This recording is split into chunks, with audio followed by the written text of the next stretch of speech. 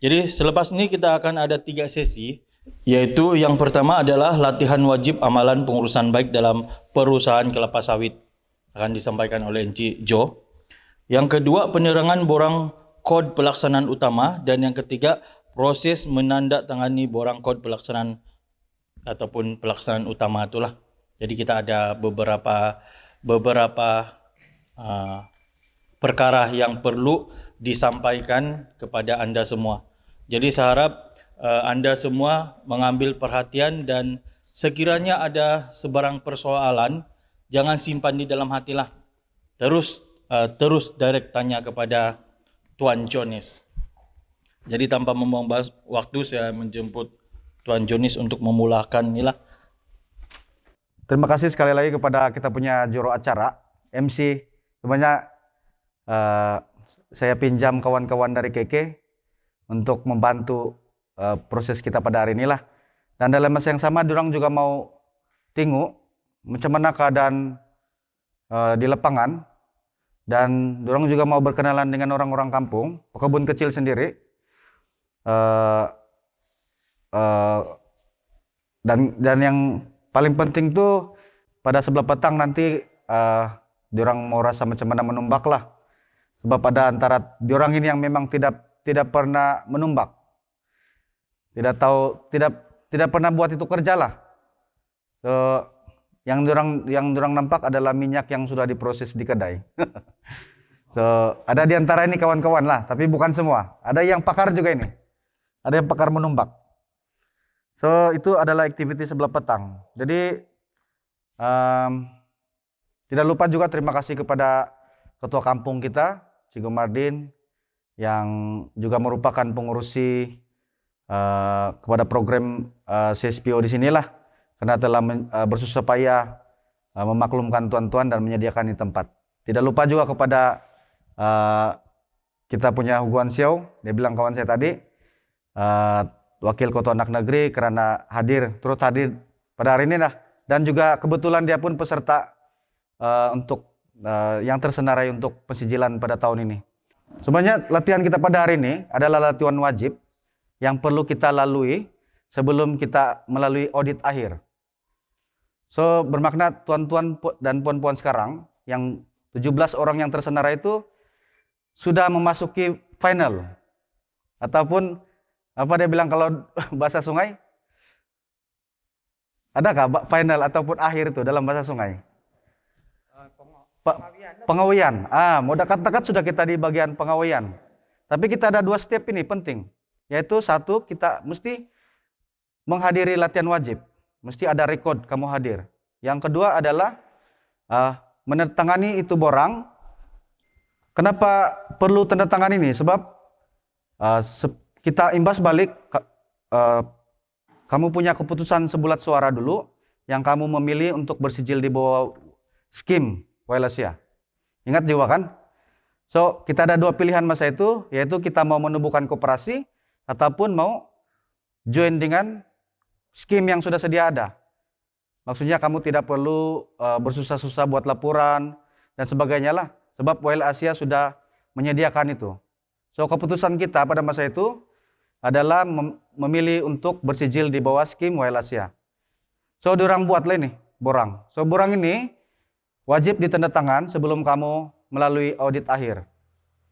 So, maksudnya kamu sudah bersetuju mematuhi segala kod-kod yang telah disenaraikan oleh pihak Wailasia yang kamu bersijil di bawah mereka lah. Maksudnya ini adalah peraturan kecil lah ini. Jadi sini ada soalan lah.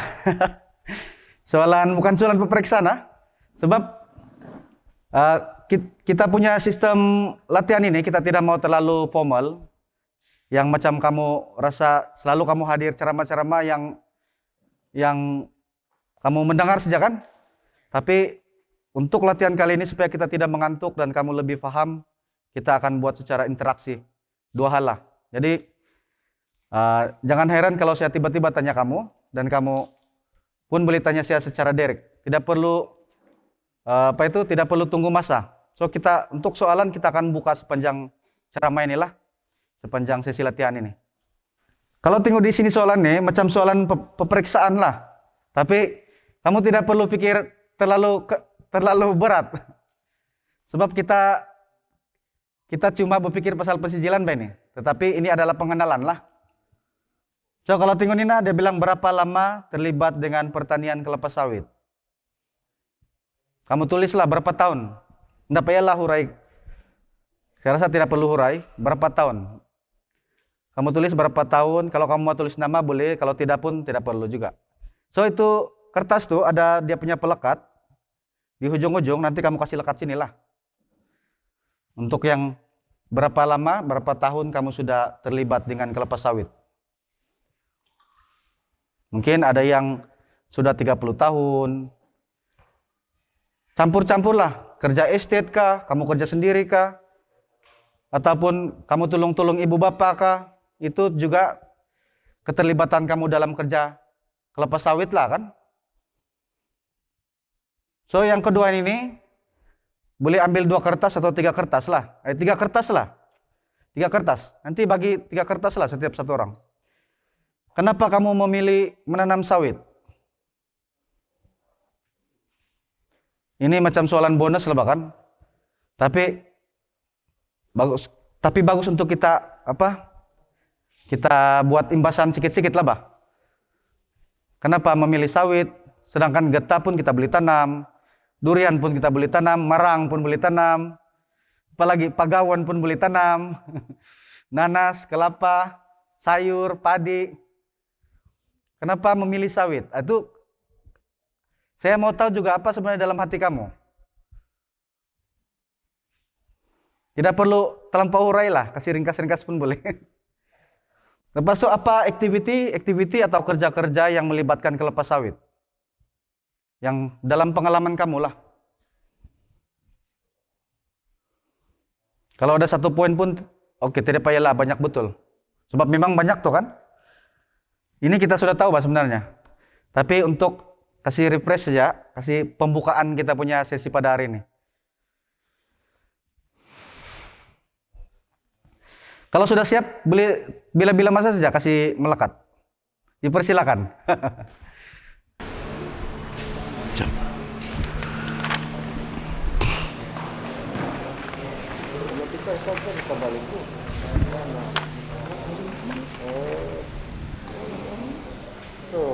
Ada dalam tulis minimum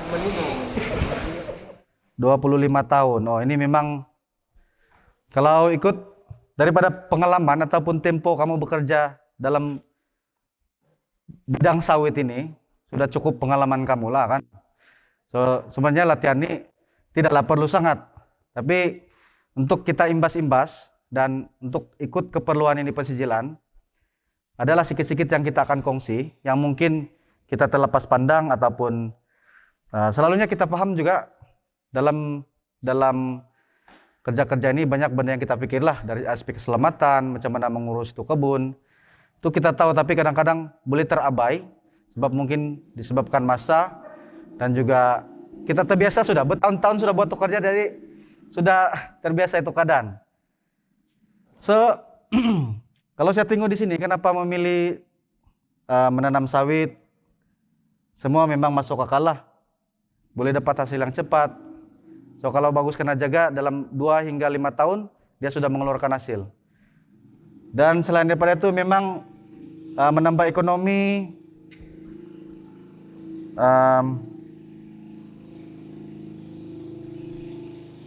Oke, dia punya rumusan secara keseluruhan di situ. Kalau saya lihat memang sawit ini menjana pendapatan untuk menampung keperluan keluarga. Betul kan?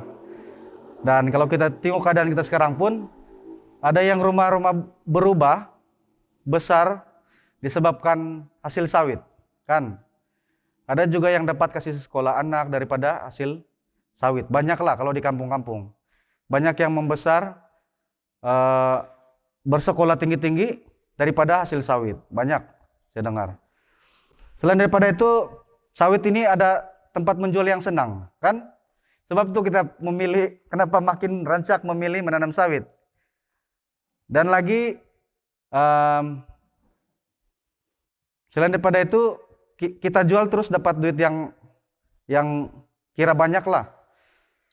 Berbanding tanaman lain macam getah, kokonatori setiap hari. Betulkah? Tapi dia ada kebaikan dan keburukan masing-masing lah. So, kalau tinggal yang di sini, activity ini pun sebenarnya kamu sudah lebih banyak tahu. Cuma kita buat activity ini untuk supaya kamu tidak boring dan kamu dapat imbas balik lah sebenarnya. Sebab apa yang kita akan masuk lebih dalam yang berkaitan dengan activity yang kita buat di kebun lah. Jadi terima kasih atas kamu punya kerjasama untuk sesi inilah. So saya ada lukisan sawit itu tidak cantik, tapi bolehlah nampak. Boleh macam sawit juga kan? Macam sawit juga. Ini kita masuk sedikit kepada tajuk utama kita pada hari inilah, pengenalan tajuk utama kita punya sesi pada hari ini, yaitu amalan pengurusan baik dalam perusahaan sawit. Daripada aktiviti-aktiviti yang kamu sudah pikir dalam ya apa yang kamu sudah buat setiap hari di kebun, adakah kamu rasa apa yang kamu buat itu menepati ciri-ciri ataupun prinsip-prinsip amalan pengurusan baik ataupun pertanian baik di dalam kamu punya kebun lah. Ada yang pernah dengar pasal MSPO, RSPO, ada yang boleh bagi clue-clue kah? Ataupun ada yang boleh bagi perkongsian yang kamu pernah dengar ceramah lah, atau dari MPOB kah, Jabatan Pertanian kah, estate kah, yang pernah bekerja estate, ataupun dari kami kah, adakah? Kalau ikut daripada pengalaman kamu dan pemerhatian saya pun, kamu sebenarnya sudah melalui ini semua. Kamu tahu sawit itu perlu baja, dan pembajaan itu mesti cara yang betul, kan? Dan kedua, sawit itu perlu diurus dia punya rumput-rumput supaya tidak terlampau semak, dan sawit itu subur dan memudahkan kamu untuk menuai. Dan apalagi yang dari segi keselamatan, masa kita bekerja, keselamatan itu sangat penting, sebab kalau kita sakit, kita tidak akan dapat buat kerja lagi. Maksudnya kebun kita akan terbengkalai. Aspek semua ini penting. Sebab itu kenapa amalan-amalan yang penting ini kita mesti budayakan dalam pengurusan kebun sawit kita, dalam perusahaan sawit kita. So, bilang si Cigo tadi, kami ini petani, tapi saya tidak setuju. Bukan saya mau melawan si Cigo. Tapi kamu sudah menanam sawit sekarang nih, sebenarnya ada nilai komoditi. Ini bisnis. Cuma macam mana kita mengurus bisnis kita itu dengan cara yang betul, dengan cara yang mapan, supaya kamu punya produk makin meningkat, tetapi kos pengurusan itu mengurang. So nanti kita akan masuk lebih dalam berkenaan dengan itulah. Apa kaitan RSPO dan MSPO dalam amalan pertanian yang baik? Sebenarnya dalam prinsip dan kriteria dan amalan-amalan yang ada dalam pensijilan RSPO dan MSPO, ini sama saja, dia punya pensijilan. Nampaknya kita sudah sebenarnya memahami itu, tetapi memudayakan itu yang kita selalu tidak ambil kesalah, kan? So, untuk penjelasan lebih jelas, pengenalan lebih jelas tentang RSPO dan MSPO, ini kamu pernah dengar juga apa maksud dia, kan? Sudah selalu kita cakaplah, RSPO ini adalah pensijilan kelapa sawit standar antarabangsa. So kalau nama penuh dia Round Table Sustainable Palm Oil. Atau dalam bahasa Melayu dia persidangan meja bulat dia bilang round table. Kelapa sawit mampan. Kelapa sawit mampan. Mampan ini ada banyak perkataan dia lah, lestari dan juga mampan. So, yang satu ini adalah MSPO. Ini kamu selalu dengar kan? Ini adalah pensijilan sawit standar Malaysia. Ataupun dalam bahasa Melayu, dalam nama penuh dia Malaysian Sustainable Palm Oil. Ataupun pensijilan kelapa sawit mapan standar Malaysia. So, dua-dua sebenarnya adalah pensijilan sawit. Dan prinsip dan kriteria dia adalah hampir sama.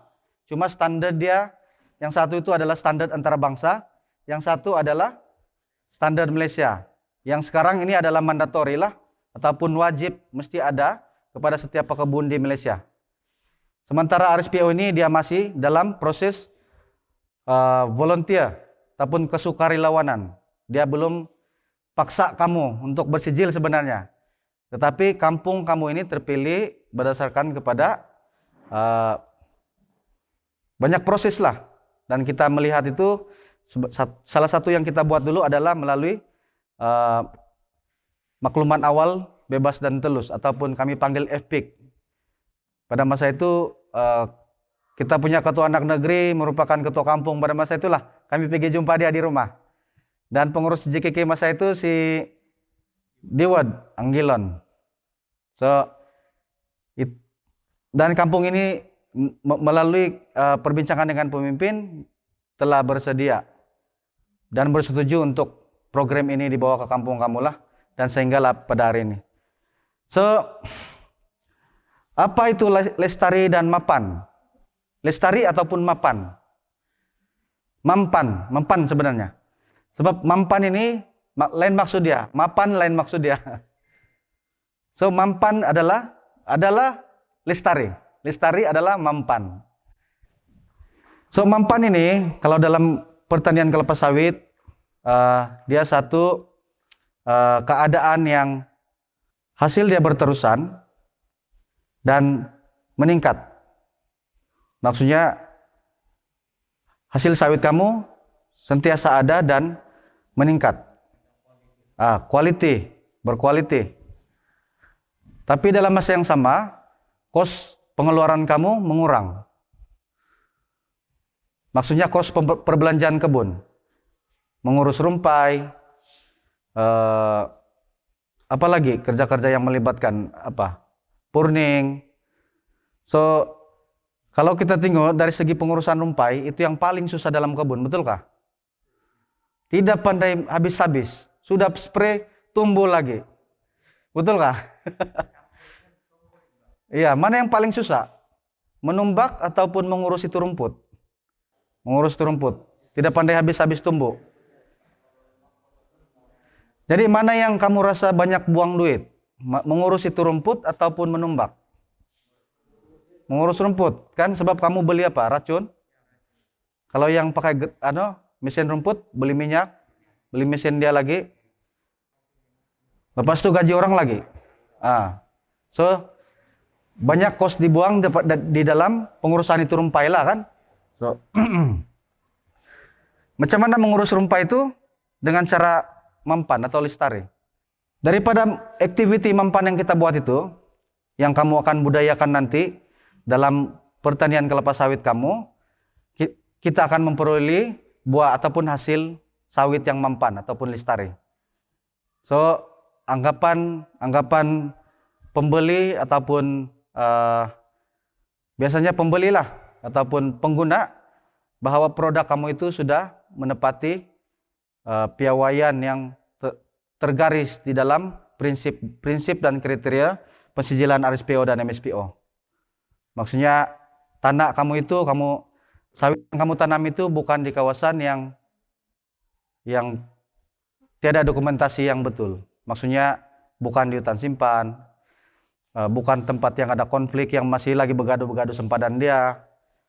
Lepas itu bukan di kawasan yang ada nilai konservasi tinggi, maksudnya yang ada potensi pelancongan. Lepas itu bukan ditanam di kawasan perkuburan, bukan ditanam di kawasan tadaan air yang sebenarnya penting dijaga. So itulah maksudnya, kamu punya rekod, kamu simpan dengan betul.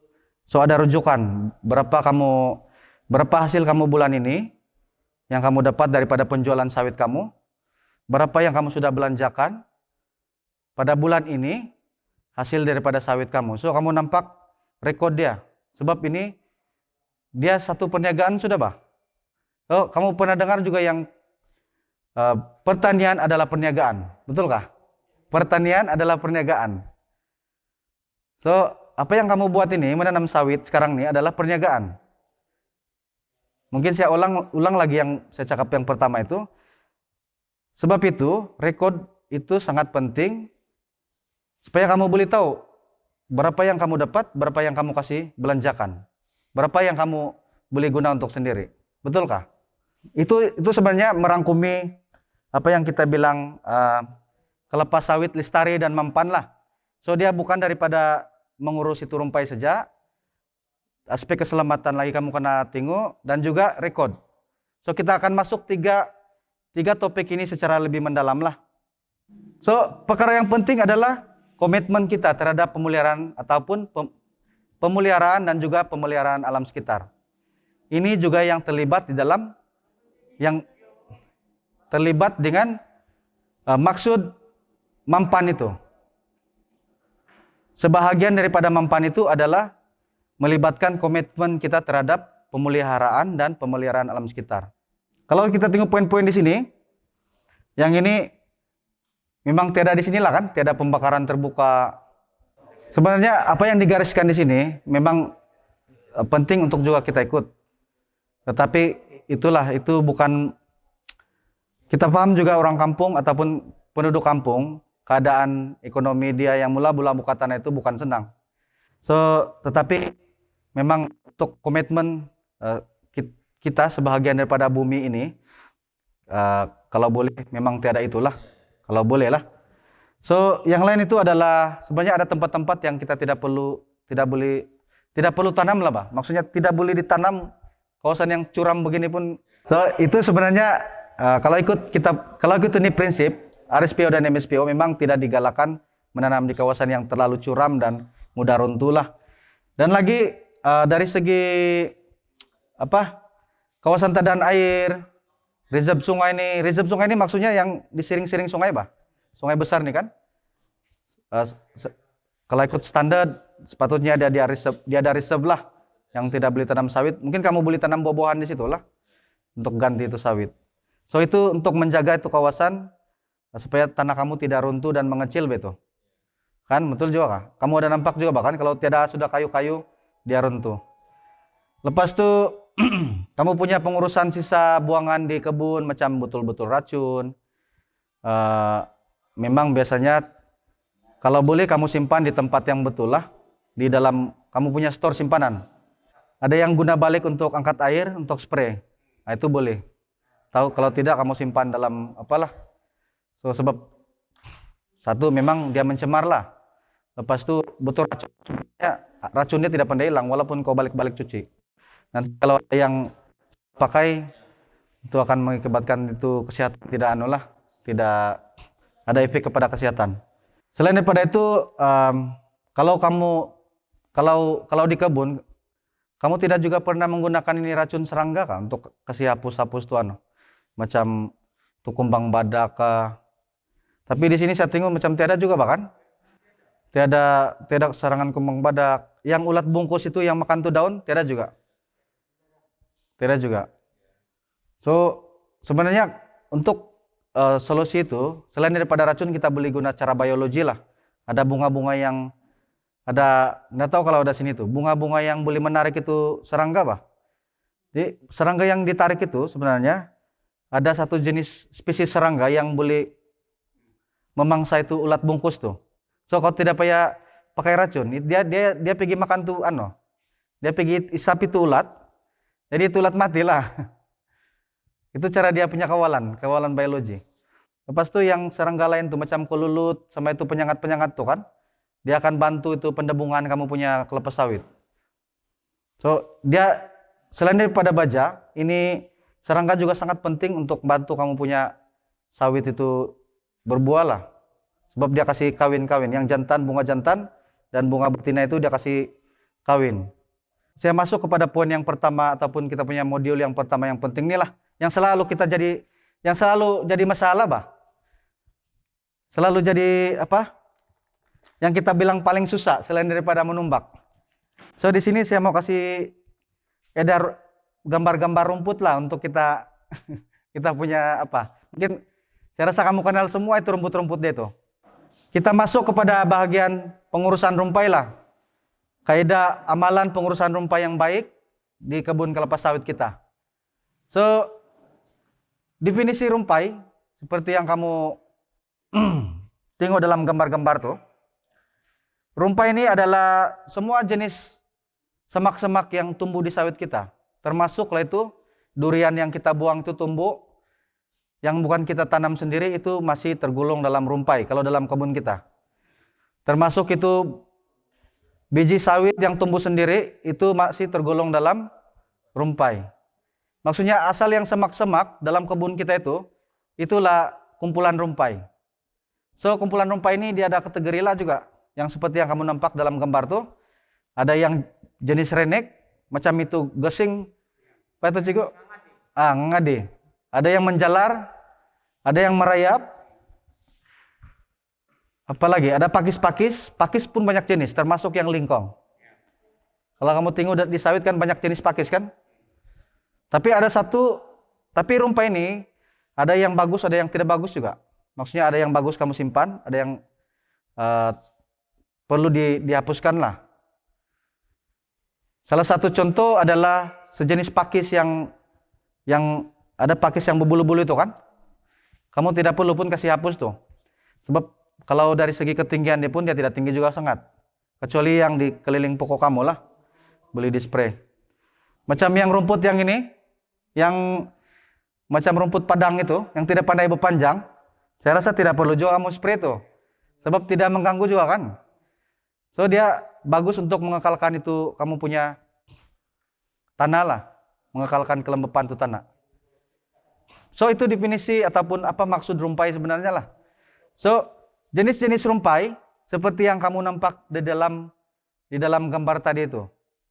Tetapi itulah yang saya cakap tadi, rumpai ini ada yang bagus, ada yang tidak bagus. So ada rumpai yang hidup kitaran dia, satu kitaran saja. Kamu udah nampakkah? Dia akan tumbuh, hidup, membesar, kemudian mati. Mati sendiri. Adakah? Ada itu kan? So kalau yang itu memang tidak perlu kasih mati lah, sebab dia akan mati sendiri juga. So ada satu lagi kitaran, dia ada 2 kitaran. 2 tahun kitaran. Tapi proses dia sama juga, dia akan hidup, tumbuh, hidup, membesar, kemudian mati. Tapi ada satu yang jenis yang saka. Maksudnya yang ini tidak pandai mati-mati punya ini. Macam apa? Macam tulalang. Nah, ini spesies yang orang bilang saka. Saka ini dalam bahasa Melayu hantu kayak itu Ryan. Kalau bilang Melayu saka itu rogon. So dia punya rumput ini macam sindrogon-rogon bah. Tidak susah mau kasih Dia akan hidup dan membanyak macam itu lalang. Satu itulah. Ada lagi kah yang begitu? Kamu nampak-nampak di kebun kamu. Yang satu yang berduri-duri itu. Apa itu? Yang tajam dia punya, yang singkabat dia bilang tuh kalau kami. Itu pun dia spesies saka. So dia tumbuh dari, dia menyebar daripada biji. Di akar dia juga. Ada kan akar dia itu yang enzim dia tuh. Enzim dia tuh. Itu yang dia tumbuh situ, dia pakai biji juga tumbuh. Itu Itu lalang pun sama. Dia punya bunga juga menyebar, dia punya akar juga membanyak. So ini adalah spesies yang saka lah. So ini yang perlu dikawal betul-betul. Kalau ada dalam kebun sawit kita lah. So maksudnya itulah yang mengawal rumpai yang paling susah dalam kerja kebun sawit ini. So mengenali rumpai ini juga sangat penting lah. Kalau kamu, sebab sebenarnya kamu pun perasaan juga, cuma kamu tidak fokus kepada situ. Kita tidak fokus kepada situ, bah. So ada juga rupanya rumpai yang bagus, yang tidak perlu kita kasih mati, yang tidak meninggi dan malahan dia boleh melembabkan kita punya tanah dan mengelakkan itu hakisan tanah kita. Itu mikroorganisme ataupun bakteria yang berguna dan kulat-kulat yang berguna dalam tanah itu kan tidak terhapus, tidak mati. Itu kepentingan kenapa kita perlu mengenali rumpai yang bagus dan tidak bagus, dan kita tidak perlu pun kasih habis dia bah. spray dia retak. So, berbalik kepada mengurus rumpai inilah. Ada beberapa kaidah yang kamu memang sudah praktis Ben kan? Satu, kaidah dia adalah pakai mesin rumput, betulkah? Pakai grass cutter. Ataupun ada yang guna manual pakai slashing. Ada lagi kah yang kamu buat selain daripada itu? Ada yang guna racun? Spray lah. Ha. Biasa sini apa? Spray rata lah. Spray rata. Kasih botak habis. Supaya biji-biji pun boleh nampak. Boleh main bola. Tidak apa itu? Tidak. Ya. Lepas tu satu yang tiada di sini saya rasa adakah yang piara sapi ke kambing untuk di kebun? Belum ada lagi lah kan? So itu juga antara kawalan cara kawalan rumpai lah. Tapi itu lebih mesra alam. Sebab dia sapi itu ataupun kambing itu akan makan itu rumput. Lepas tu dia kawal lah kan pertumbuhan itu rumput. Lepas tu dia berak lagi. Jadi dia jadi bajala juga situ. So dia 2 dalam 1 lah tugas dia. Lepas tu kalau ada orang mau beli itu sapi, kamu boleh ada pendapatan sampingan juga kan. Kalau ada membeli sapi ataupun tuh kambing kamu. Selalu tuh hari raya haji memang laku itu. Kalau sapi dan kambing. Ada lagi kah selain daripada itu? Yang kamu rasa-rasa kaidah yang kamu sudah guna di sini. Tapi itu saja bahkan yang biasa kita guna. Kita guna mesin rumput ataupun pakai parang, guna racun, dan yang guna hewani tiada lah di sini kan. Tapi ada di tempat-tempat lain lah. Macam di sebelah beluran ada yang guna sapi dan kambing. Dia piara dalam kebun dia untuk kawal itu rumput lah. Untuk standar yang ini, standar pensijilan RSPO dan MSPO, kita ada satu standardize yang betul-betul disyorkan lah, yaitu satu menggunakan mesin yang kita guna untuk potong rumput lah ataupun manual. Kedua adalah kita boleh menggunakan racun juga, tetapi yang digalakkan adalah spray keliling pokok saja, lebih kurang 2 atau 3 meter daripada pokok. Dan juga jalan-jalan utama lah, jalan-jalan utama yang tempat kita surung itu buah. Ataupun jalan kita menumbak lah kan. Lepas itu tempat pusat pengumpulan itu buah, tempat kita loading. Itu kalau kita mau menggunakan racun lah. So kelebihan dia sebab satu, dari segi masa bekerja, kalau kita buat kerja macam spray macam tu, ada yang pernah buat kah begitu? Yang spray pokok, spray jalan saja, dia tidak spray rata lah. So, masa bekerja kamu bandingkan yang kamu spray rata dengan yang begitu, mana yang lebih lama? Mana yang lama siap? Spray rata yang lama siap kan? Sebab kamu kena spray setiap inci. Kalau ini satu dewan lah spray. Betul kah? Tapi kalau kamu spray sini, pas tu sini lagi banyak. Pas tu jalan utama begini, tidaklah banyak kan? Sekejap indah sedar-sedar, jauh sudah pula saya. So, itu dia punya kebaikan lah. Masa bekerja kita kurang. Tenaga yang kita guna pun mungkin kurang. Sebab sikit tong. Ada yang sampai hari ini saya spray 12 tong, dia bilang. Untuk spray rata lah. Tapi bila dia spray bulatan, dia dapat 4 tong saja. Habis sudah itu yang satu dewan itu. Macam inilah keluasan. Contoh dia. Itu yang kedua lah. Masa, tenaga, kos. Daripada kos pembelian racun kamu. Biasa kalau satu ikar, ada yang boleh bagi kah berapa liter kamu boleh habis racun? Kalau spray rata. 4 liter satu ikar atau lebih? 4 liter racun. Boleh dapat 2,5 ikar kah? Tidak dapat. Jadi bermakna satu ikar tuh tidak cukup lah itu 4 liter itu. Waktu itu pengalaman si Ciko lah. Nah, itu spray rata kan? Bulat? Cukup 4 liter untuk satu ikar. So bermakna kita beli nampak, cost dia berkurangan, betul kah? Cost membeli racun kamu itu kurang. Satu, cost masa bekerja kurang. Tenaga yang digunakan untuk bekerja kurang. Cost pembelian racun pun kurang. So kita nampak sudah perbandingan dia kan? So yang lebihan-lebihan itu, misalnya ada yang tertinggal-tinggal tuh kan, selepas kamu spray rata, itu beli selasing saja biasa. Tidak perlu kamu rata sampai anu lah. Sebab kenapa dia syorkan bulatan? Supaya masa kamu menuai, senanglah pungut itu biji, itu tandan sawit. Lepas itu kenapa jalan tuh di spray? Supaya masa kamu menyurung pun senang. So tanpa kasih butak tuh anu lah, itu yang lain. Lepas itu yang tempat kamu kasih loading itu buah, kasih gumpul tuh, dia luas lah nanti. Masa kamu loading tuh buah, itu biji-biji yang jatuh itu pun senang dipungut. So itu sejak konsep dia sebenarnya. Selain daripada menjimatkan masa, menjimatkan kos, menjimatkan tenaga. So itu yang disyorkan lah.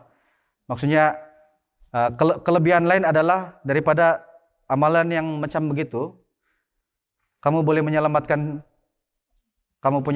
kita punya alam sekitar lah. Sebab tidak spray rata, sebab sebenarnya dalam tanah kita ini yang paling banyak menyumbang nutrisi ataupun vitamin-vitamin lah kita bilang tuh. Kalau pada manusia kan vitamin-vitamin bah yang dibilang nutrisi ini. Macam vitamin E, vitamin B, apalagi zat besi. Itu kalau kita manusia, kalau tumbuhan dia memerlukan vitamin yang nutrisi yang sama, tapi tidak sama macam manusia lah. Ada bakteria-bakteria yang sangat berguna dan kulat-kulat yang kecil-kecil tuh, itu yang ada yang kita nampak dengan mata kasar, itu sangat membantu itu tumbuhan untuk menyalurkan itu nutrisi yang penting. Ada baja-baja selain daripada yang baja kita tabur. Itu dia punya kesan dan apalah. Adakah yang spray rata selalu spray rata sini, tetapi hasil makin meninggi? Adakah? Spray rata terus, tanah dia subur kah kamu nampak? Ataupun dia mengering kah? Kering. Lepas itu kamu taruh baja, ada perubahan? Sikit-sikit lah. Tapi perlu banyak baja lah kan? Tapi memang makin lama makin nampak kesan dia lah kan? Kalau setiap kali kamu kasih bersih rata, setiap kali kamu kasih bersih rata, pakai racun lah. Racun apa yang paling kamu suka pakai? Ya itu adalah kelas-kelas yang kamu sebut tadi tuh, kelas-kelas racun yang kuat lah, yang dia bilang racun serap. Dia serap daripada pokok itu, daripada daun sampai akar. So maksudnya butak habis lah. Jadi mikroorganisme ataupun bakteria-bakteria yang penting itu, yang saya bilang yang banyak menyumbang kepada kesuburan itu tanah akan lama-lama mati lah. Sebab tidak ada tempat dia bertapuk bah. Itu cacing semua kan. Itu penting tuh dalam kebun kita lah. Itu antara ejen-ejen yang penting. So ada satu jenis racun lagi yang kita bilang racun sentuh. Dia kasih mati itu rumput saja di atas, tapi akar dia tidak kacau. Itu biasa, sekarang ada satu yang jenis ansar. Ada ansar. So, dua racun ini sebenarnya kita boleh guna. Cuma cara penggunaan itulah macam yang saya kongsikan tadi tuh. Dari segi faedah dan kepentingan mengurus rumpah ini, sebenarnya ini sudah jelas lah kan, saya tidak perlu urai panjang-panjang. Satu, kawasan kebun kita luas, senang bekerja, apalagi selain daripada itu. Bagus mata memandang sebab kebun bersih. Selain daripada itu, kalau biasa saya nampak orang punya kebun bersih, saya terasa cemburu. Kebun siku bersih.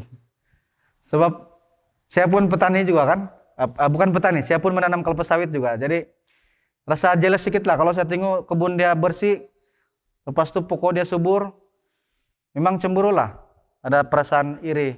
Maksudnya bukan yang kita berpikiran negatif, tetapi mau ikut macam gitu juga. Nah, itu apa yang faedah-faedah dia lah. Paling penting adalah macam mana kita mau membudayakan itu amalan lah. Sebab kita tahu juga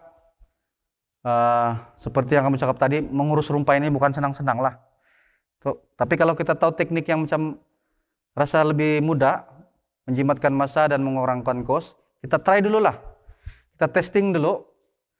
Kalau tidak juga kamu rasa tidak sesuai juga, nah apa boleh buat lah, kan?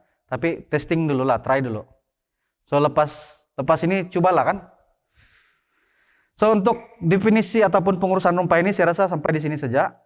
Untuk itu saya jemput saya punya kawan, saudara Suazmil, untuk memberikan kita perkongsian berkenaan dengan amalan keselamatan dan kesehatan lah.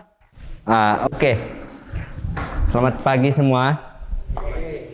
Oke, kamu nampak yang semua ada di gambar nih kah? Dia bilang utamakan keselamatan Anda. Jadi sebelum kita pergi kebun, kita mesti menyediakan semua peralatan-peralatan yang kita mau bawa pergi kebun kan. Jadi peralatan-peralatan tuh kita mesti adalah dia mestilah tajam. Kalau sabit tajam kan. Jadi di keselamatan untuk di kita waktu mau menumbak tuh apa-apa benda-benda yang kita akan pakai waktu kita di dalam kebun. Apa yang kamu nampak di sinilah di dalam lukisan cantik kami ini. Oke, semua sudah tahu lah kan. Tapi untuk penjagaan diri kita ada topi dia. Kalau kita menumbak kita mau pakai topi dengan sarung tangan. Sarung tangan ini adalah kepentingannya untuk melindungi kita daripada luka. Topi yang ini keselamatan nih yang orang selalu sekarang diwajibkan kita memakai ini. Sebab ini kelebihannya dia bukan kelebihan lah. Dia boleh melindungi kita kalau jatuh satu ini tandan sawit pun boleh juga nih menyelamat juga sedikit sama kita. Satu biji sawit tuh kalau kita tiada topi keselamatan, topi lah inilah yang paling bagus. Kalau yang topi yang macam kita pakai sekarang nih, dia kain juga lembut. Sama juga, kita akan rasa luka kalau kena di mata lagi. Dan yang kamu nampak sekarang, yang kita ada tanda hitam nih, ini adalah mask. Ini kegunaannya untuk melindungi kita punya hidung dan mulut. Kalau kita spray, kan kalau ada angin, spekto kita mau guna dia menyelamatkan kita daripada sakit lah. Kalau kita buka satu kali macam sekarang, kalau kita buka mask, kita memom, baru ada angin, dia akan memedihkan mata dan juga mulut dan hidung kita. Dia akan efek racun tuh, dia akan masuk di hidung kita boleh jadi, kalau bagus-bagus kita tidak asma, kita jadi ada asma. Bagus-bagus jantung kita oke, cukup-cukuplah merokok. Kita punya jantung ada, kalau kita menghisap rokok sambil juga memom lagi terus.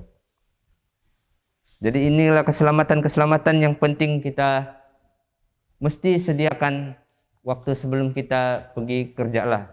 Ini mesti kita amalkan.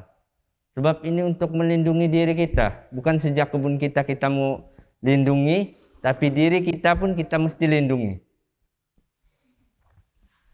Sebab apa bilang tadi si Tuan Jo cakap, bukan saja kita ini ketua di situ, pekerja di situ. Jadi kita yang jaga dia. Jadi kita yang jadi bos, kita juga yang jadi kuli. Jadi keselamatan kita, kalau kita sakit mana ada lagi terbengkalailah kita punya kebun. Kalau kita ada pekerja, kita sediakan dia. Jadi benda-benda ini semua mesti kita sediakan untuk pekerja kita. Itu pun disarankan juga oleh RSPO dan MSPO. Dia punya peraturan mesti begitu. Jadi bukan kita menjaga kita punya kebun sahaja, tapi kita menjaga keselamatan orang yang kita suruh tombak dan kita juga sendiri. Alat-alat ini disimpan di mana? Kita mesti simpan di tempat yang selamat, jangan di kawasan rumah. Macam racun, kalau kita simpan di bawah rumah, nanti budak-budak kacau. Kalau tumbak, budak-budak kacau juga. Kalau kita loading tuh kita simpan di belakang kereta. Tapi pales-pales kata orang, kalau tiba-tiba dia keluar dia punya ujung itu, nah, ada juga kita punya terasa sedikit lah, bilang. Kan? Parang kita simpan di mana? Semua simpan benda-benda ini kita simpan di tempat yang selamat. Lagi baik kita simpan di store lah, store yang ada di kebun kita. Kebun kita mesti kalau kita buat store, kita mesti kunci lah. Jangan kasih biar dia begitu. Sebab sama ini kita punya sabit pun kita mesti ada sarungnya. Parang kita pun kita mesti ada sarungnya. Kalau kita tidak guna itu benda, waktu kita di dalam ini kebun, contohnya kita tidak guna itu sabit, kita mesti sarungkan dia punya yang tajam itu, kita sarungkan, kita letak tempat yang selamat. Sebab banyak kejadian banyak kejadian yang putus tangan, putus bahu, hilang kepala. Semua kejadian-kejadian itu sudah berlaku di mana-mana state, perkampungan. Jadi itulah keselamatan ini untuk kita punya kebun ada juga dan diri kita ada juga. Keselamatan itu yang lagi penting untuk kita. Amalkanlah. Setiap hari kita amalkan.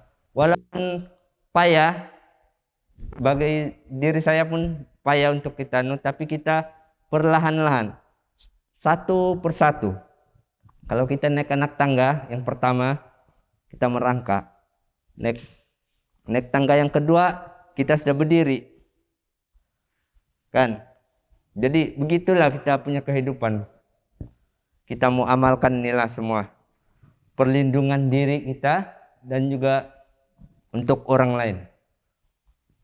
Untuk poin ketiga yang penting lah, yang biasa kita yang terlibat dalam ini amalan pengurusan sawit ataupun amalan pengurusan baik dalam perusahaan kelapa sawit. Yang saya sudah kasih clue awal-awal itu adalah pengurusan rekod lah. So apa ini pengurusan rekod? Apa ini rekod sebenarnya kan? Rekod ini adalah kamu punya riset penjualan sawit. Nah, itu salah satu rekod lah. Kedua, kamu punya geran tanah yang melibatkan toko kebun lah. Lepas itu kamu punya riset perbelanjaan yang kamu beli racun, kamu gaji orang, kamu bayar tambang, kan? Nah, itulah antara definisi rekod lah. So, rekod ini adalah satu activity di mana pengurusan kamu punya keuangan, di mana keuangan berapa kamu dapat dan berapa kamu laburkan, begitu. So itu definisi ringkas terhadap apa itu rekod lah. So apa kepentingan rekod? Kenapa penting merekod? So kepentingan dia adalah kamu tahu berapa kamu dapat dan berapa yang kamu perlu gunakan untuk kamu kasih labur dalam kebun kamu. So setiap kali kamu buat penjualan, kamu akan simpan. Kamu tulis dan kamu tahulah, oh begini pula pendapatan saya dari bulan 1 sampai bulan 12. Kali cek, campur semua, sampai pula 100.000. Ada juga begitu. Betul kan? Kamu tidak sangka ada 100.000. Pergi mana itu duit? 100.000? Sebab tidak rekod perbelanjaan. Risetnya tidak disimpan. Betulkah? Adakah yang pernah kira dari bulan 1 sampai bulan 12 pendapatan sawit? Adakah? Ada yang sampai 100.000 kah sini? 50.000?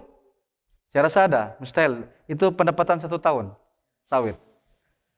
Sebab ada saya tengok di Linayokan, ada sampai 200.000 pendapatan dia. 1 tahun punya. So, boleh nampak kah rekod 1 tahun? Ya, itu sebenarnya yang saya cakap itu mengikut keluasan lah. So, maksud saya itu kalau kita rekod dari bulan 1 sampai bulan 12, kita nampaklah jumlah keseluruhan kita punya rekod. So, mungkin ada yang dapat 30.000, ada juga yang dapat 10.000, ada juga yang dapat, tapi tidak turun daripada 10.000 lah kan, mustahil juga kan? Adalah kan, Panglima? So, itu sebenarnya kepentingan kenapa itu rekod penting. Kamu boleh nampak jumlah pendapatan kamu 1 tahun, sama ada per bulan ataupun per tahun. Lepas itu perbelanjaan kamu per bulan dan per tahun pun kamu nampak. So kamu tidak sudah, kamu dapat merancang itu penggunaan keuangan bahkan. Oh rupanya ini bulan ini saya beli ini. Ini pula yang habis duit saya itu Lepas itu ada lagi sini satu set tumpung. So itu kita tidak rekod lah yang satu set tumpung itu. Mungkin kamu boleh rekod untuk perbelanjaan dapur, tapi tidak perlu rekod dalam kamu punya file lah. Tapi boleh nampak di mana itu duit pergi bahkan. Tapi yang paling penting kamu nampak berapa perbelanjaan kamu dan berapa pendapatan kamu. Itu yang paling kepentingan dia lah. So kepentingan lain adalah sebab nanti auditor akan tengok kamu punya rekod. Dalam ini pensijilan, auditor kalau dia boleh turun lapangan, tidak pasti ini kali lah, tapi mungkin orang tidak dapat turun lapangan, orang akan jumpa kamu. Ada yang dia pilih, contohnya dia akan pilih antara kamu lah, yang 17 nih, dia akan pilih satu atau secara rambang, kami tidak kuasa untuk memilih. So auditor tuh dia akan bebas memilih siapa yang dia mau. Jadi kalau kamu bilang, Tuan jangan dulu audit saya, tapi auditor tidak mau dengar cap kami tuh, dia akan pilih, ini dia tinggi tulis, saya mau audit yang ini, si Tuan Dili, ini Dili. Ini Dili, Rohini, ini saya mau audit semua lah dia bilang. Jadi dia akan datang dan tengok file kamu. Jangan tengok file lah. Sebab proses ini akan berterusan. Sampai kamu tidak mau bersijil sudah. Itu proses dia akan berterusan. Tidak akan putus-putus. So, itu antara kepentingan dia lah. Jadi jenis-jenis rekod, kamu yang saya sudah sebut tadi itulah jenis-jenis rekod yang kamu simpan lah. Tapi nanti kita akan perincikan di dalam file-file ini nanti. Kami ada sediakan file untuk kamu. So ini file kami akan bagi kepada kamu dan kamu boleh ikut format kamu sendiri selepas itu. Tetapi ada format sudah kami sediakan lah. Ada dia punya cara-cara menyusun file. Nanti kita akan bagikan dalam kumpulan. Kawan-kawan saya ini akan tolong kamu kasih paham lah. Jadi apa yang kamu tidak paham kamu boleh tanya di orang. So nanti kita akan bagi kumpulan lah. So bila file rekod sepatutnya kita simpan. So, rekod sepatutnya kita simpan pertama sekali kita buka itu tanah. Kamu sudah simpan rekod berapa modal kamu buka itu tanah. Betulkah? Jam kita jual kita sini tiada muslim juga bahkan. Contohnya kita jual sinalau bakas. So, modal permulaan itu mesti kamu rekod. Modal membuka sinalau bakas mungkin 10.000. Sebab buat rumah, beli arang, beli paku, apalagi beli itu sinalau, itu babi. So itu semua modal kita. So dalam 10.000 itu sudah kau nampak, ini semua yang digunakan untuk 10.000 itu. So baru kau nampak modal kau dan nanti akan ada keuntungan. Lepas itu perbelanjaan setiap bulan. Sebab itu babi pandai habiskan, beli lagi. So nampaklah dia punya rekod. Lebih kurang begitulah. Bila start kita buat rekod adalah start kita buat penanaman sawit. Permulaan kita buka itu tanah. Kita buat sebab di situ sudah melibatkan kita punya kos lah. Selain daripada itu, kamu bagus juga kalau kita ini memang bikin malas menulis ini. Saya percaya juga. Menulis hari ini saya memom. Hari ini saya ada membaca. Ini bikin malas kan? Tapi penting. Kalau kau tidak tulis, bila saya memom itu Jadi membeli racun rupanya baru 2 bulan yang lalu. Itu contoh lah. Atau bajalah. Kau membaca tapi kau tidak record. Bila tarik kau baca. Macam sudah 6 bulan saya tidak baca. Tapi baru 1 bulan yang lalu. Sebab tidak record kan. Tapi, jadi itu sebenarnya itu dia punya nutrisi belum pun dia proses. Sebab baja ini dia perlu kurang-kurang 3 hingga 6 bulan baja kimia itu baru dia boleh tercerna betul-betul. Sebab itu disyorkan 2 atau 3 kali setahun membaca. So kalau kita tidak tulis record, kalau kita tidak tulis tarik kita membaca, kita tidak akan dapat ikut itu standar yang betul, bah. Jadi itu akan merugikan kita juga kan. Kalau kita sepatutnya tidak perlu membaca pun pada 1 bulan yang lalu, tetapi terbaca, bagus juga, bah. Tapi banyak modal kamu terpakai. Kalau yang ada bikin beli baja lah. So itu kepentingan dia lah. Dan bila kita perlu record. Jadi untuk ini saya tidak mau, saya rasa kamu lebih paham, cuma saya ulang lagi, ini perlu kita biasakan dan kita perlu budayakan lah dalam kita punya amalan pengurusan yang baik dalam kebun kita. 17 ada sapi, 17 tak lipat hijau jambatan beberapa bulan lah jambatan rusak. Jadi lepas tu ini adalah penjualan rumput buat itu jambatan. Contohnya tarik kita mula sekarang kan ya tahun ini lah. Okey. Kamu ingat tarik. Saya rasa ini yang paling terakhir sebelum kita ada satu lagi yang paling terakhir, yaitu kita akan tanda tangan tuh borang lah. So sebenarnya untuk ulangan saja kita ada 3 tahun kitaran sebenarnya ini. So yang sekarang nih tahun 2021 ini adalah kitaran pertama, tahun pertama. So start dari pendaftaran sampai kepada audit dalaman, pengesahan WEGS, sampai kepada latihan hari ini, dan juga nanti ada audit akhir lah. Selepas yang dua langkah ini, 2 langkah terakhir ini akan ada audit akhir, yaitu ataupun pengesahan RSPO. So selepas itu kamu akan masuk tahun depan, kalau tidak halangan daripada semua 17 peserta di tempat sak ini, kamu akan jadi pekebun kecil bersijil lah, sudah. Boleh lah itu kan, kalau orang-orang boleh tembus semua lah. So maksudnya standar kamu adalah pekebun kecil yang bersijil RSPO dan MSPO. Kenapa ada MSPO lagi? Sebab mana-mana pekebun kecil yang belum ada MSPO akan 1 kali diurus di dalam program ini, sebab Well Asia adalah member ataupun rakan sekutu kepada MPOB yang akan membantu ini MSPO punya pensijilan juga. So durang kan buat 2 kali. So sini semua sudah ada MSPO lah bahkan. Pensijilan MSPO. So WLSC akan bantu itulah. Tapi yang mana-mana yang sudah ada itu tidak masalah. Teruskan dengan itu yang MPOB punya grup lah untuk MSPO. Cuma RSPO dia dalam grup ini skim lah. So tahun kedua ini bermula daripada Januari sampai bulan 12